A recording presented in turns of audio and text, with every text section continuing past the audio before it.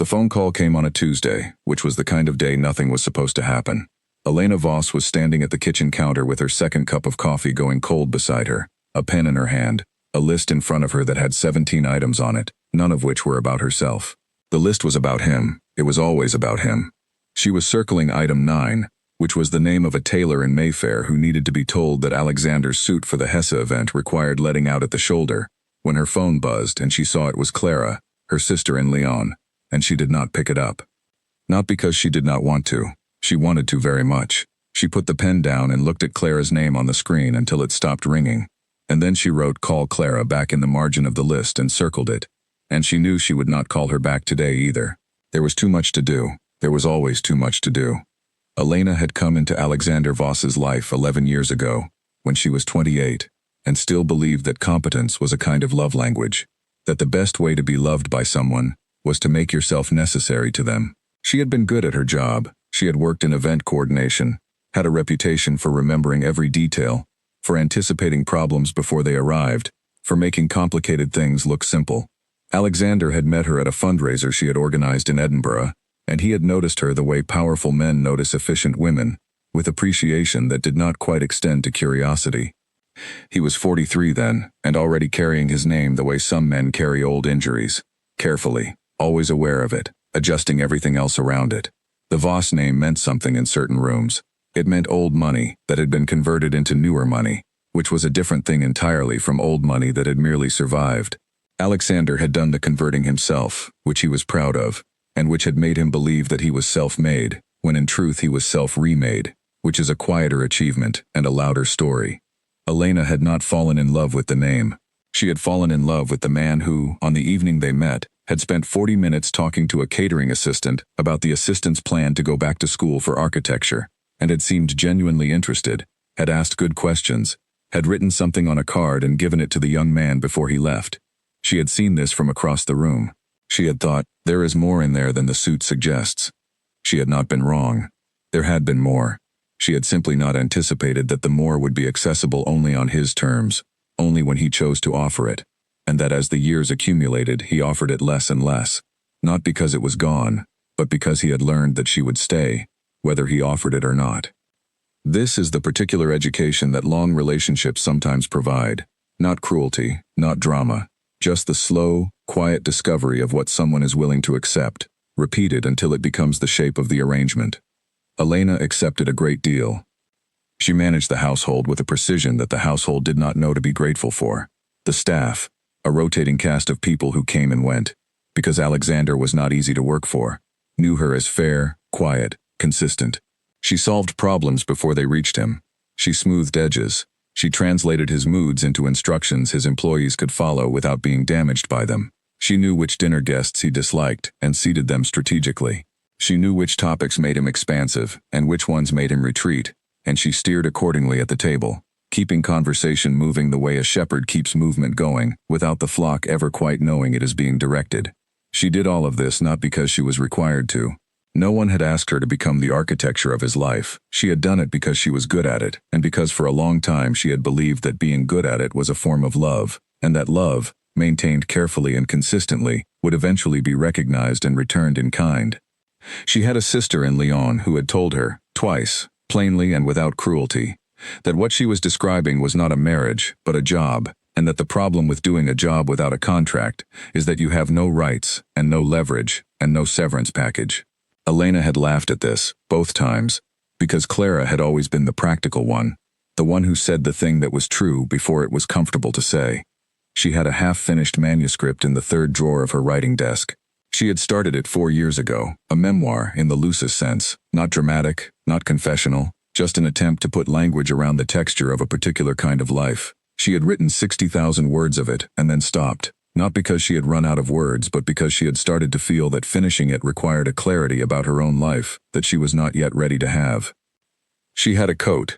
It was the last item she allowed herself to think about when she was itemizing the things that were hers, the things in the house that did not belong to the house or to him, or to the life she maintained so carefully. She had bought it 3 winters ago, alone, on an afternoon when she had taken herself to the West End for no reason she could name, and she had walked into a shop she had walked past 100 times, and tried on a coat, and bought it without trying anything else. without asking anyone's opinion, without wondering whether it was appropriate or whether it suited the calendar of events she was expected to attend on his behalf. It was camel wool, double-breasted, with a collar that could be turned up against the cold. It was cut for a woman going somewhere. She had hung it on the chair by the front door, and Alexander had asked once whether she was going out, and she had said no, not today, and he had not asked again, because the coat, like most things about her, had stopped requiring his attention. The 17 items on the list did not include anything about the coat. She finished her coffee cold. She crossed off item 9. She picked up the phone to call the tailor in Mayfair, and she could see Clara's name still in her recent calls, waiting, and she thought about Lion in the way she often thought about Lion, briefly, warmly, and then not at all, because there was too much to do. Outside, November light came through the kitchen windows the way November light always came, thin and without comfort, making everything look like a photograph of itself. The house was very quiet. It was always very quiet when Alexander was away. She had learned not to call this peace, because calling it peace made her feel guilty, and calling it something else required a vocabulary she had not yet assembled. She called the tailor. She was very polite. She knew exactly what she needed to say. This was the thing about Elena Voss, the thing no one who depended on her ever quite understood. She knew exactly what she needed to say, in every situation, for everyone. She had developed this skill the way athletes develop muscle memory, through repetition, through attention, through the quiet accumulation of years spent making other people comfortable in their own skin. She had simply, somewhere along the way, stopped practicing it on herself. The list had 17 items. She worked through them steadily, one by one, in the pale November light. By 3 in the afternoon, she had completed 14 of them. The 15th was about an invitation she needed to draft for a dinner party in December. The 16th was about a car that needed to be booked for Thursday. The 17th, in her own handwriting at the bottom, said call Clara back, still circled, still waiting. She looked at it for a long moment. Then she capped her pen, set it beside the list, and went to find something else to do. The 16th item needed attention. The 15th would take time to draft properly. Clara would understand. Clara always understood, which was both the comfort of having her and the quiet grief of it. The coat hung on the chair by the front door. She walked past it twice in the afternoon without stopping. But she noticed it both times. She always noticed it. It was the only thing in the house she did not have to explain. Alexander returned from Brussels on Thursday evening.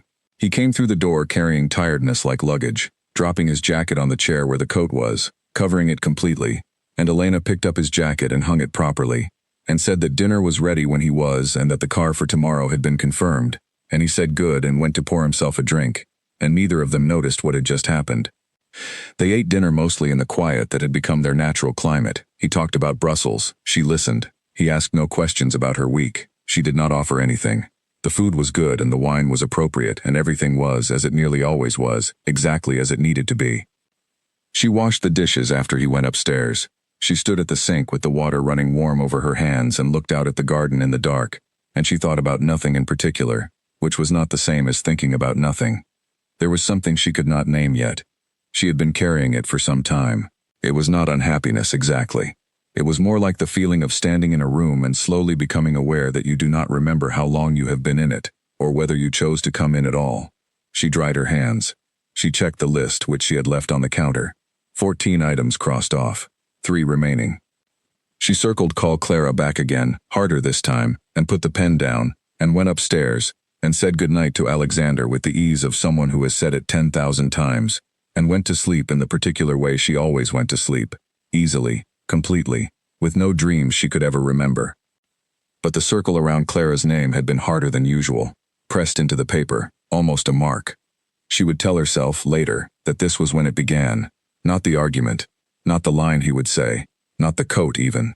It had begun much earlier, in the margin of a list, in November light, with a pen pressing harder than it needed to. The argument that changed everything did not begin dramatically. That was the thing Elena would think about afterward, when she had enough distance to think clearly about anything. It did not begin with a slammed door or raised voices or something irretrievable being said in the heat of a moment. It began, as most important things had begun in her life with Alexander, with something very small that he said without thinking, and which she received very quietly, in the way she received everything, and which then sat inside her and did not leave. It was a Saturday morning in late November. Alexander was at the dining table with his laptop and 2 newspapers. which was his weekend posture, the version of himself he wore when he was performing leisure without fully committing to it. He was always partially somewhere else. Even in the house, even in a weekend, there was the sense that his real attention was in a room you could not enter. Elena had been dealing with the Hesse dinner arrangements since 8 in the morning. The guest list had changed twice. The florist had called with a problem about availability. There was an issue with a dietary requirement that had not been communicated properly, and she was managing all of this by phone and email, while also making coffee and tracking a delivery that was due before noon. This was a Saturday. This was what Saturdays looked like. She came to the dining table with a question about the seating arrangement for the Hesse event, because there was a guest, a man named Jeffrey Harland, who had some professional disagreement with another guest, a woman named Ruth Bellamy, and Elena needed to know whether Alexander wanted to separate them at the table, or whether the disagreement had resolved itself. She had seen correspondence about this and was not sure what the current state was. She asked him. She asked him simply and precisely, the way she asked everything, giving him exactly the information he needed and no more. He did not look up from his laptop. He said he didn't know, and that she should just handle it. She said she wanted to handle it correctly, and that was why she was asking.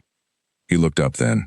He looked at her the way he sometimes looked at her when she had interrupted something, a look that contained no visible sharpness, but that she had learned, over 11 years, to read as precisely that. He said that she was always on top of these things, and that it was not a complicated problem, and that she was overthinking it, and that this was becoming a habit. She did not say anything for a moment. She had learned to wait, in moments like these, until she was sure of her own tone. She said carefully that she was asking because she did not have all the relevant information, and that she thought he might. He said that the relevant information was that she was capable of making a decision without consulting him about every small thing, and that he was trying to work. Elena looked at him, not with hurt, just with attention. She said, "You are right, I will handle it." She went back to the kitchen. She made a decision about the seating. It was a good decision, as her decisions always were. She sent the relevant emails. She confirmed the florist. She resolved the dietary requirement. By 11 o'clock all of it was handled, and she moved on to the next set of tasks, because there was always a next set of tasks. But something had shifted. She could not have explained it precisely, could not have pointed to a single sentence and said, "That one," because it was not one. It was the accumulation. The particular accumulation of being told, in different ways and at different intervals, that her questions were interruptions, that her attention to detail was overcaution, that her care was evidence of a deficiency in her rather than a service to him. The next significant moment came 4 days later, on a Wednesday evening, when Alexander came home from a lunch that had run long, and which had apparently gone badly, and he came through the door, already carrying the wrong kind of energy, the brittle kind, the kind that needed somewhere to go.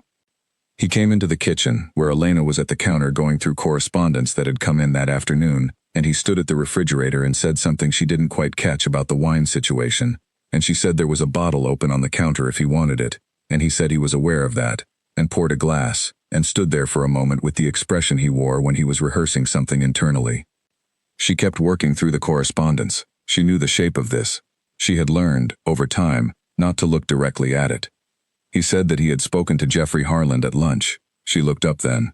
He said that Jeffrey had mentioned being seated across from Ruth Bellamy at the Hesse dinner. He said that Jeffrey had found it awkward given their history. She said that she had made a judgment call based on the information available to her, and that if he had wanted her to separate them, she would have needed him to tell her so. He said that she had been doing this long enough to know how these things worked. She said that she had been doing it long enough to know that she could not make the correct call without the correct information, and that she had asked him for that information, and that he had told her to just handle it. He said that she was being defensive. She said that she was explaining what had happened. He said that it was not a big deal, and that Jeffrey was fine, and that she was making this into something it wasn't. She said nothing. He put his glass down on the counter. He looked at her with the expression that meant he was shifting registers, moving from irritation into something he believed was authority. He said, "You know what your problem is? You want to be acknowledged for everything. You want a conversation for every small thing. You want me to notice every detail you manage, as if I don't already know you're capable of it," she said. "I don't want acknowledgement. I want information when I ask for it." He said, "You're very good at this. I know that. But you also need to understand that there are 100 women who would manage this household without needing to be consulted every time there's a minor complication." The room was very still. She heard the words clearly. She heard each one separately and together. She noticed that he said it without cruelty, which was perhaps the most important thing about it. He said it the way someone states a fact they have known for some time and considered perfectly reasonable, as information, as correction, as a reminder of proportion. 100 women. She looked at him for a long moment, not with anger, not yet, with something she could not name, something that was very quiet and very clear, the way a landscape looks just before the weather changes. She said, "I'm sure you're right." Her voice was even. She turned back to the correspondence on the counter. He refilled his glass and walked out of the kitchen. She heard him go down the hallway toward his study. She heard the door open and close. She stood at the counter for a moment longer. Her hands were flat on the surface in front of her. The correspondence was still there, waiting, each email a small task with a correct answer. She was very good at finding correct answers. She thought about the sentence. She turned it over the way you turn something over when you are trying to find where it fits, where it belongs in the larger structure of what you know. 100 women. As if the entire shape of what she had given, the years, the attention, the mornings and evenings and lists and calls and meals and absences quietly covered, could be replicated by anyone willing to show up and maintain it. Maybe it could. She did not know. She had never seen it happen, but that was not the same as impossible. What she knew, with a certainty that surprised her with how fully formed it was that the sentence was not about the 100 women. The sentence was about what he thought she was worth. And what he thought she was worth was replaceable, interchangeable, a function rather than a person, a system that could be swapped without loss. She picked up her pen. She looked at the correspondence. She set the pen back down. She went to the hallway. The coat was on the chair where she had left it, as it always was, camel wool, double-breasted, patient. She did not touch it yet, she just looked at it. Then she went back to the kitchen and finished the correspondence, because there was a correct way to do things and she had never yet failed to find it, and she did not intend to fail tonight. But her hands, for the first time in a long time, were not entirely steady. She pressed them flat against the counter again and noticed this. She filed the observation away, as she filed everything, in the careful interior room where she kept the things she was not yet ready to examine. Outside the window, the city moved through its evening without knowing anything had happened. The light was that particular deep blue that comes just after dark settles in but before the night becomes complete. She looked at it for a long time. She thought about Leon. She thought about Clara's voice on Sunday mornings. She thought about the manuscript in the drawer. She thought, 60,000 words. That is a great many words to have already written. She thought, I know exactly how the next part goes. She had not touched the manuscript in 18 months. She went to bed before Alexander came out of his study. She lay in the dark with her eyes open and listened to the house settle around her, the particular sounds of a building that had been keeping its own company for a long time. She thought about what it would mean to leave, not in the dramatic sense, not in the sense of crisis or breaking point, just in the plain and factual sense of, what would it mean to go? She had thought about this before. Most people in long and complicated arrangements think about it. She had always ended the thought the same way, with the same series of reasons that functioned like a list: the disruption, the uncertainty, the life they had built, the sense that leaving would require a clarity she did not yet have. For the first time, lying in the dark with the November cold pressing at the window, she thought, 100 women. And she thought, yes, and not one of them will be me. She slept. When she woke in the morning, Alexander was already downstairs, and the day was already full, and she did everything she was supposed to do, and nothing in her face showed what she had decided, because she had spent 11 years becoming very good at this particular skill. She had not yet decided anything, she told herself. She was only thinking. But the coat was on the chair by the door, and she had looked at it on her way to the kitchen, and this time she had not looked away. The morning it happened was a Thursday, which was also not supposed to be the kind of day when something permanent occurred. Elena had been awake since 5, not from distress but from a quality of wakefulness that had been visiting her for 2 weeks, a clear-eyed, early morning alertness that did not ask to be explained.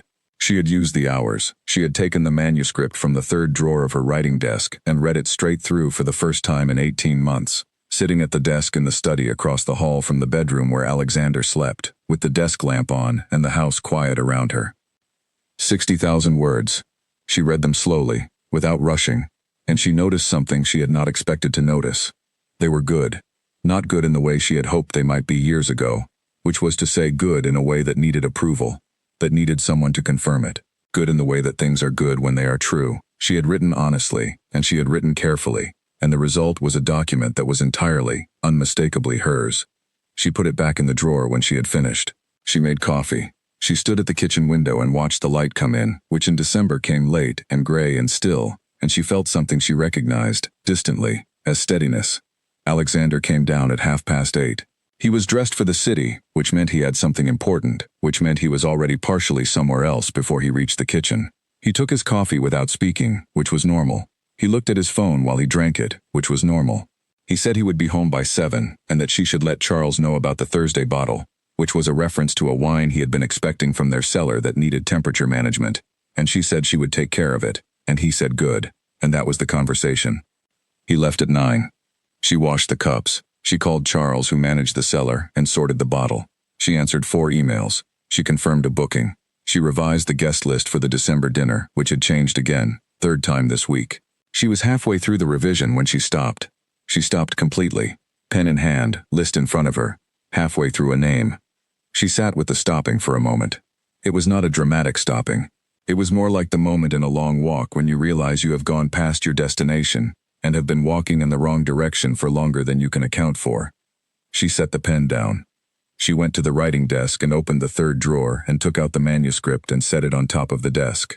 She looked at it, then she opened the cover page and picked up a different pen, a good one, and on the line where the author's name was written, where it still said Elena Voss, she crossed out the last name. She wrote her maiden name instead, Whitmore, Elena Whitmore. She looked at it for a long time. She put the manuscript into a canvas bag that lived in the closet of the study, a bag she had bought in Edinburgh years ago, the same week she had met Alexander at the fundraiser. She had forgotten she owned it until she opened the closet looking for something else a few weeks ago, and then she had left it on the shelf where she could see it, for reasons she had not explained to herself. She went to her room. She packed 2 bags, not frantically, not quickly, not as if she was escaping. Methodically, the way she did everything, with a clear sense of what was necessary and what was not. She took the things that were hers. She took her passport, which lived in her bedside drawer. She took the letters from Clara, which were tied with a rubber band in the same drawer. She took 3 books from the shelf by the window, books she had bought herself, and read, and intended to read again. She took her jewelry, all of it, because all of it had been bought with money she had earned in the years before Alexander, money from her own work, and none of it had been given to her by him, which was a detail she had always been quietly precise about, without ever being sure why. She took the 2 bags to the front hall and set them by the door. She went back to the kitchen and poured herself a glass of water and drank it standing at the counter. She checked the time. It was not yet 11. She called Clara. Clara answered on the 2nd ring, which was unusual, as Clara was normally in the middle of something on weekday mornings. And Elena thought, she has been waiting for this call.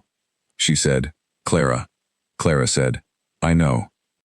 She said, I think I am coming. Clara said, I have a room for you. I have had a room for you for 2 years. She said, I didn't know that. Clara said, yes, you did. She held the phone for a moment. Outside the window, the December sky was the color of unpolished silver, the kind of sky that could go any direction. She said, I will call you when I know the train. Clara said, I will be here. She ended the call. She stood in the kitchen for another minute. She went through the house once, not out of sentimentality, but because she was someone who closed things properly, who made sure things were in order before she left them. She checked the windows. She turned off the lamp in the study. She looked at the dining table where Alexander had eaten dinner 3 nights ago and said nothing to her for 40 minutes, and then thanked her for the food and meant it, in the particular way he always meant things, which was genuinely but briefly, like a flame that was real but small. She went to the front hallway. She picked up her bags. She looked at the chair beside the door, and the coat was there, exactly where it had always been. She put it on. She buttoned it slowly, all 5 buttons, from the bottom up, taking her time with each one. The wool was warm. The cut was exactly as she remembered. Clean, well made, for a woman with somewhere to be. She turned the collar up slightly against the December cold she could feel through the door. She picked up the bags. She had been about to open the door when she heard his key in the lock. She had not expected this. Alexander was not supposed to be back until 7. She heard the key, and then the handle, and then the door opening, and he was there, 1 step into the house, in his coat, holding his briefcase, and they looked at each other across the very small space of the front hallway. He looked at her, he looked at the bags, he looked at her coat, he looked at her face. He said, "What is this?" Not a question, a statement of something he did not yet have the right words for. She said, "I am going." He said, "Where?" She said, "Lion, to start with." He said, "Lion." He said the word the way people say words that do not make sense to them, slowly, as if repetition will produce meaning. He stepped fully inside and closed the door behind him. He put his briefcase down. He looked at her again, and now the look had changed. It had moved past confusion into something she knew better, which was the look he wore when he believed a situation needed to be corrected, when he believed that the correct application of authority would restore the correct order. He said, "Elena, you are not going to Lyon." She said, "I am." He said, "This is not a reasonable response to an argument." She said, "This is not a response to an argument." He said, "Then what is it?" She looked at him. She thought about the 100 women. She thought about 11 years. She thought about 60,000 words in a drawer. She thought about Clara's voice on the phone this morning. "I have had a room for you for 2 years," and the particular steadiness of it, the way it sounded like someone who had been telling the truth longer than she had been ready to hear it. She said, "It is a decision." He said, "Based on what? One bad week? One conversation that went wrong?" She said, 11 years. He said, "That is not fair. You know this has been a good life." She said, "It has been a good life. That is not the same as a full one." He set his jaw in the way he said it when he was deciding how much force to apply to something. She knew this expression. She had learned it the way you learn a language, gradually, then completely. He said, "If you walk out that door, I will not ask you to come back." She said, "I know." He said, "I mean that." She said, "I know you do." He said, "There are 100 women." She said, "I know. You have said so." And this stopped him. For the first time in the conversation, and perhaps for the first time in longer than that, she had interrupted him. She had said the words before he could finish them, and in doing so she had made clear that she had been carrying them, that they had been inside her since the moment he first said them, that she had not let them go. He went still, she said, and her voice was entirely level, the same voice she used for every difficult phone call, every complicated conversation with a difficult guest, every moment in the past 11 years when the thing required of her was precision rather than feeling. "I know you mean that. And I am telling you that I already know the rest of it, and that knowing it is exactly why I am leaving." She picked up her bags. He was standing between her and the door. He did not move for a moment. Then he stepped aside, not dramatically, not with any great gesture. He simply moved. The way a door moves. The way something moves when the decision has already been made by something larger than itself. She opened the door. The December cold came in immediately, particular and clean, the kind of cold that does not apologize. She stepped out. She did not look back, not because she was composing a moment, but because she did not need to. The things she had loved in that house she had already memorized. The things she was glad to leave she had already been leaving for years. The door closed behind her. She did not hear it slam. It closed quietly, the way things close when they have been well made and are used correctly. She stood on the step for a moment. December, the silver sky, a street she had walked 1,000 times in the life that was now behind her. She walked to the end of it. She did not stop. She had a train to catch, and she was very good at knowing how to get where she needed to go. Alexander Voss came back into his own house on a Thursday afternoon and stood in the hallway for quite some time after she left.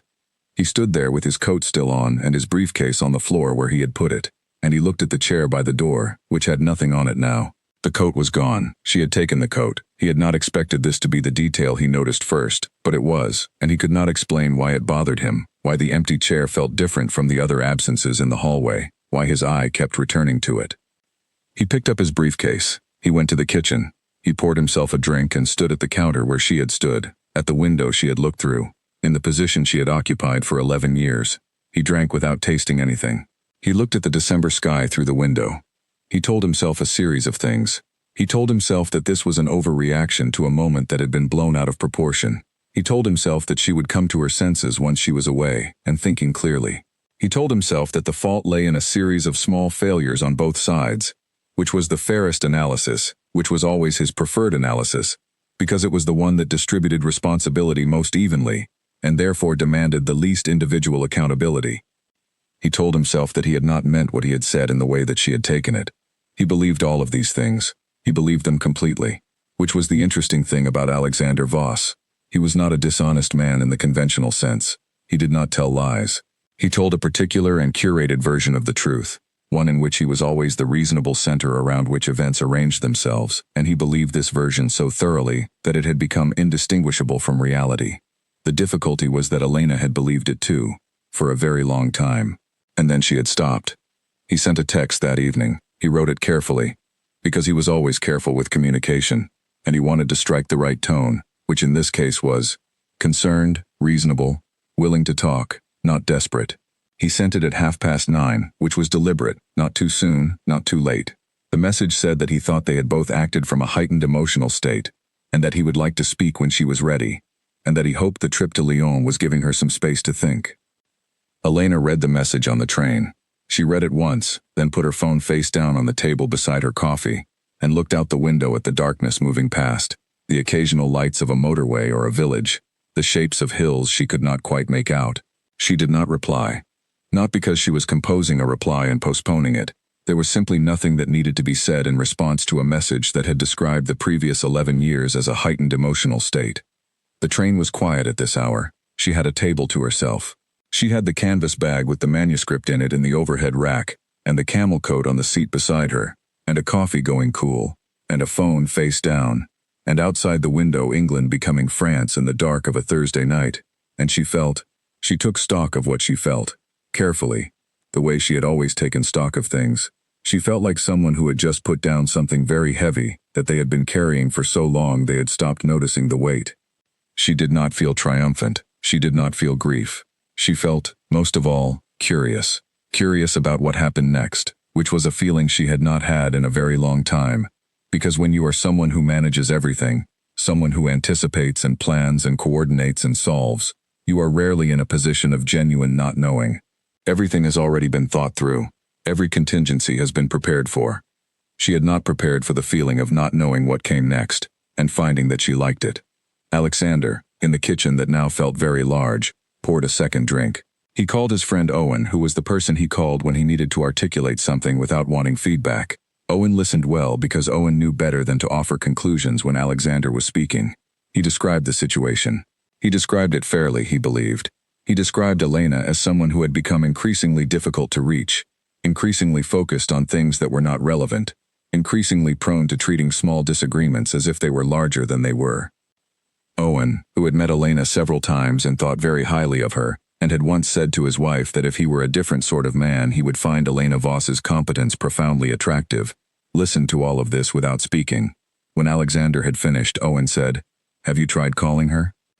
Alexander said he had sent a message. Owen said that a message was not a call. Alexander said he did not want to crowd her. Owen said that telling someone she could be replaced by 100 of anyone might require more than a message. There was a silence on the phone. Alexander said, "She told you that?" Owen said, "She told my wife.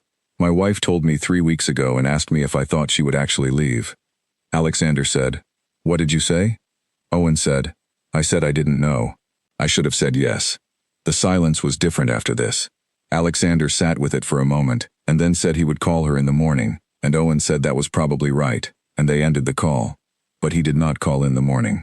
The morning came with its usual structure, his phone already full by 8, 2 conference calls before 10, a meeting at noon that had been scheduled for 6 weeks and could not be moved, and the calling of Elena became a task that kept being pushed to the next available space, which kept failing to appear.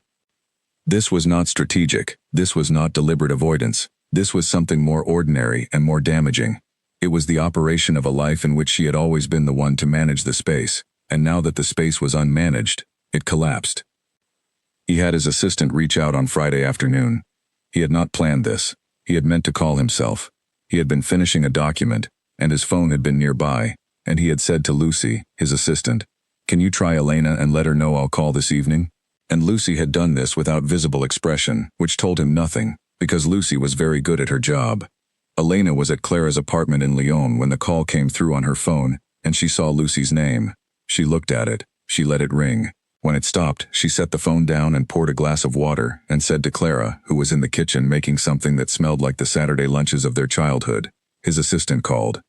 Clara said, "Not him." She said, "Not him." Clara made a sound that contained everything she wanted to say and had the grace not to. Saturday arrived, and then Sunday, and then the week began again, and Alexander discovered something he had not known to anticipate. The household, without Elena, ran the way a clock runs without a mainspring. The parts were all present, the mechanism was intact, but the thing that held the tension, that kept the motion, was gone, and so everything was slowing, and the hands were not moving where they needed to move. Charles came to him on Monday morning with a question about the wine delivery, which had apparently been mishandled in a way that involved both temperature and documentation, and which Elena would have prevented without his being aware that it needed preventing. A guest for the December dinner, a man named Patrick Leith who had particular dietary requirements, had received no confirmation of arrangements, and had called the house line, which was routed through a system Elena had managed, and the call had gone into a queue and had not been retrieved. Patrick Leith was someone Alexander needed at that dinner and could not afford to have offended, and the call had sat in the queue for 3 days. He dealt with all of it. He was capable. He was an intelligent, functional adult who had run a large enterprise for 20 years. He dealt with each thing as it appeared, and he dealt with it adequately. But adequately was not what the house had run on. The house had run on something considerably more than adequate. It had run on a quality of attention that he had mistaken, for 11 years, for something that came naturally to the situation, the way rooms stay warm naturally, without his thinking about what it takes to run the heating. He went to the chair by the front door on Monday evening and stood beside it. He looked at it. The chair was just a chair without the coat. He had looked at it every day since Thursday, and it looked different every time, and he could not account for the difference. It was the same chair. The coat had not been important. The coat had been nothing. But the chair without it looked like a sentence with its subject removed. He sat at his desk that evening and wrote her a longer message. He wrote it and rewrote it 4 times, which was unusual for him, because he was normally precise and swift with words. He did not know how to write what he meant, which was itself information he did not know what to do with. He settled on something that said he understood that what he had said was wrong, and that he was sorry for it, and that he missed her, and that he would like her to come home. He read it back. He sat with it. He sent it. She was asleep in Lyon when the message arrived. She read it in the morning with her coffee, at Clara's small kitchen table, with the sound of the street below, and the particular light that Lyon has in the early morning, clean and slightly gold. She read it twice. She was not moved by it in the direction of returning. She was moved by it in a different direction, which was, she was sorry too. She was sorry that it had taken 11 years and a sentence about 100 women for the message to contain the word wrong. She was sorry that it had taken her leaving for him to write "I miss you," which in 11 years of being in the same house he had said rarely enough that she could count the occasions. She wrote back. She wrote, "I know. I'm sorry too. But I am not coming back." She put the phone down. Clara came in with toast and sat across from her without asking anything. They drank their coffee in the way of 2 women who have known each other their entire lives, in a silence that was entirely comfortable, because it was the silence of people who do not need to fill space with reassurance. She said, "I need to find somewhere to stay that isn't here, not because here isn't perfect, but because I need a place of my own." Clara said, "There is an apartment on the floor below mine. It has been empty for 2 months. The landlord is a reasonable man." She said, "I don't have a job yet." Clara said, "You have a manuscript." She said, "The manuscript might not become anything." Clara said, "And if it doesn't, you will find a job, because you are more competent than anyone I have ever met. And that is saying something because I work in the medical sector." She laughed. She had not laughed in a while. It felt like a muscle she had not used in a long time, working imperfectly, joyfully. She said, "Tell me about the landlord." The apartment on the floor below Clara's was small, which was the first thing Elena noticed and the thing she liked best about it. It had 2 rooms and a kitchen and a window that faced a courtyard with a lemon tree in it that was, Clara said, surprisingly productive. It was furnished with the neutral furniture of a place that had been between tenants for some time, functional, impersonal, waiting. She took it immediately. She signed the lease on a Wednesday morning, which was, she noted without sentiment, the same day of the week on which Alexander had set 100 women in the kitchen of a house that had 17 things wrong on a list, and a pen that pressed too hard in the margins. She signed her name at the bottom of the document, and she used her maiden name, Whitmore, which she had already put on the manuscript's cover page, and which she was finding, with the repetition of use, felt more and more like hers. She had a place to be. She had work to return to. She had a lemon tree in the courtyard, and her sister 1 flight of stairs above, and the manuscript in the canvas bag on the table in the room that was now hers. She opened her laptop. She opened the manuscript file. She read the last page she had written, 18 months ago, and then she kept going. The story was not over. She had always known it was not over. She had simply been in the part of it that required waiting. And the waiting was done. And the next part was ready. And the words were there, as they had always been, waiting for her to be ready for them. She wrote for 3 hours without stopping. She wrote clearly, without hesitation, in the plain and honest language she had always used when she was writing only for herself. She wrote about the texture of a particular kind of life, about what it meant to maintain something carefully for a long time, about what you find when you stop maintaining it and turn the attention back toward yourself. She wrote about a coat, camel wool, double-breasted, on a chair by a door. She wrote about what it means to own something that is entirely yours in a space where most things belong to something else. She wrote about putting it on. She wrote about the cold outside a door you have just chosen to walk through. She did not write about him with cruelty. She did not write about him with anger. She wrote about him the way you write about weather, as a condition you had lived through, honestly described, without requiring it to be worse or better than it was. On the other side of the continent, in a house with a chair by the door that still looked like a sentence with its subject removed, Alexander was managing. He was doing it adequately, which was his new normal and which he was learning, slowly, with the resistance of someone accustomed to excellence, to accept. He had hired a household coordinator through an agency. She was efficient and professional and entirely correct in everything she did, and she was nothing like Elena, not because she lacked ability but because she lacked the particular and unrepeatable quality of someone who has chosen, over many years, to give a great deal of themselves to something, which leaves a mark that cannot be replicated by a replacement. He had not found 100 women. He had found one, and she was competent and correct, and the house ran adequately, and he sat at his dining table in the evenings, and ate food that was good, and drank wine that was appropriate, and had nothing to say across the space where she had been. He had called Owen one evening in late December and said, simply, "I think I understand now." Owen had said, "What do you understand?" He had said, "The difference between someone who is capable and someone who has chosen you." Owen had said nothing for a moment, and then he had said, "That is a hard thing to learn late." Alexander had said, "Yes." He had gone to bed after that and laid in the dark the way he sometimes did now, without the sleep coming immediately, with the night open around him in a way he was not accustomed to. And he had thought about the sentence he had said in the kitchen on a Wednesday evening in November, and he had thought about her face when she heard it, and he had thought, there was a moment. There was a specific moment when I could have said something different, and I chose not to, because choosing not to was the easier thing, and I am someone who has always been able to choose the easier thing without consequence, and now I understand what consequence looks like. He was not destroyed by this. He was not a broken man. He was a man learning, slowly and with difficulty, that the version of himself he had believed to be fair and reasonable and attentive had been built on a foundation that someone else had laid and maintained and kept from sinking, and that without her the foundation was not destroyed, just visible, just plainly and finally visible. He sent her a message in January, not asking anything, not requesting a response. He wrote, "I hope Leon is good. I am sorry for what I said, and more sorry for what the saying of it revealed about the years before. You deserved more attention than I knew how to give." She read it on a Tuesday morning, at the table by the courtyard window, with the lemon tree in winter below and the manuscript open beside her coffee. She sat with it. She read it again.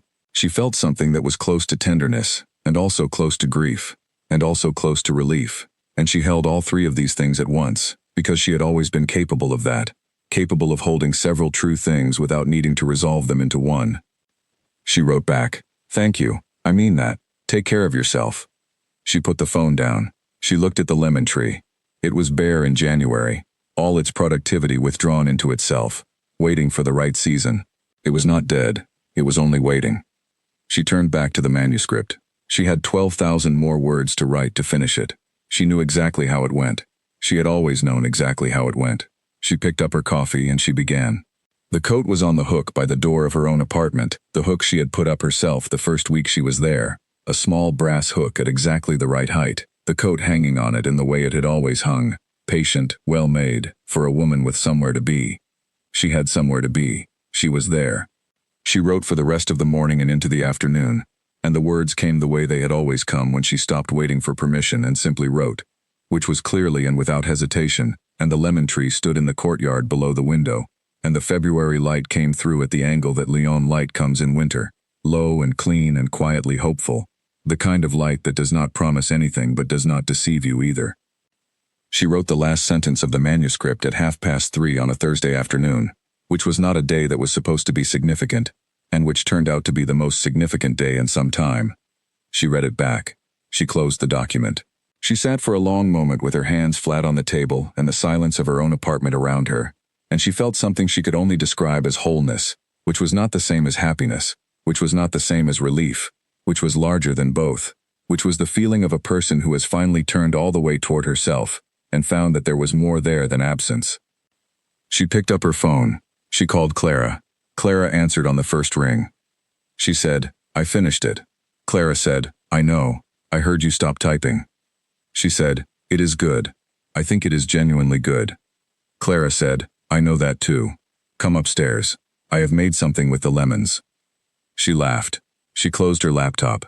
She put on the coat, because it was cold in the stairwell, and she went upstairs to her sister's, and the door of her own apartment closed behind her, completely and without sound, the way things close when they have been made well and are used in the way they were intended. She had the full ending now. She had known it all along. She had simply needed to be ready to write it.